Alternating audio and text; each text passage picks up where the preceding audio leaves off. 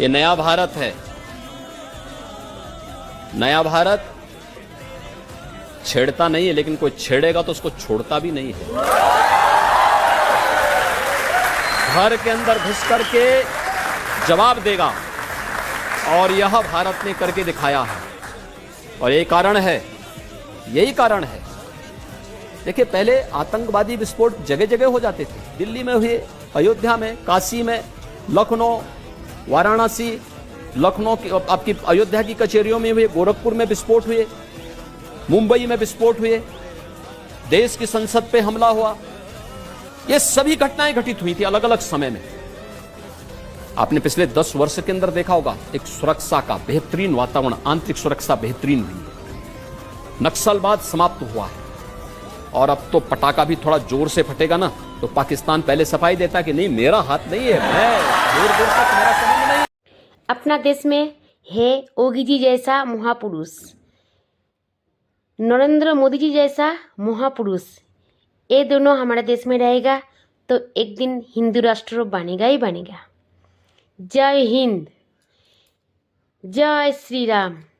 योगी जी हमारा वेस्ट बंगाल को बदल डालिए।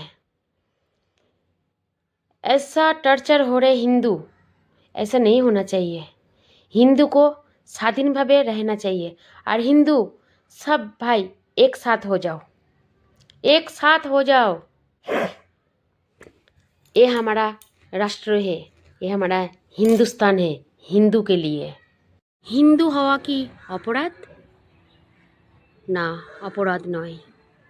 আমি হিন্দু, আমি গর্বিত। তাহলে একটা প্রশ্ন থেকে যাচ্ছে, সবার তো নিজের নিজের দেশ আছে, সবার নিজের নিজের দেশ আছে, হিন্দুর কেন নিজস্ব দেশ নেই? সেখানে সে কেন স্বাধীনভাবে থাকতে পারে না? মুর্শিদাবাদে কেন হিন্দুদের ওপর অত্যাচার হচ্ছে? সনাতনী ধর্ম, হিন্দু জাগো। পাকিস্তানে মুসলিমদের রাজ চলে, বাংলাদেশে মুসলিমদের রাজ চলে, সেখানে হিন্দুর কোনো জায়গা নেই। পাকিস্তানেও কিন্তু হিন্দুরা মাথা উঁচু করে চলতে পারে না, বাংলাদেশেও পারে না। কিন্তু মুসলিমরা তাদের নিজস্ব দেশ আছে, বাংলাদেশ, পাকিস্তান, সৌদি আরব, তাদের নিজস্ব দেশ, তারা মাথা উঁচু করে চলে। আর এই ভারতবর্ষেও কিন্তু মুসলিমরা মাথা উঁচু করেই চলে। তাহলে হিন্দুরা কেন পারবে না? এটা তো হিন্দু রাষ্ট্র, তাও কিন্তু হিন্দুরা মাথা উঁচু করে চলতে পারছে না। মুর্শিদাবাদে এমন অত্যাচার চলছে হিন্দুদের ওপর, হিন্দুরা ঘর ছাড়া হতে বাধ্য হচ্ছে। কেন? আমি এখনও বলবো, হিন্দুরা একতা হও।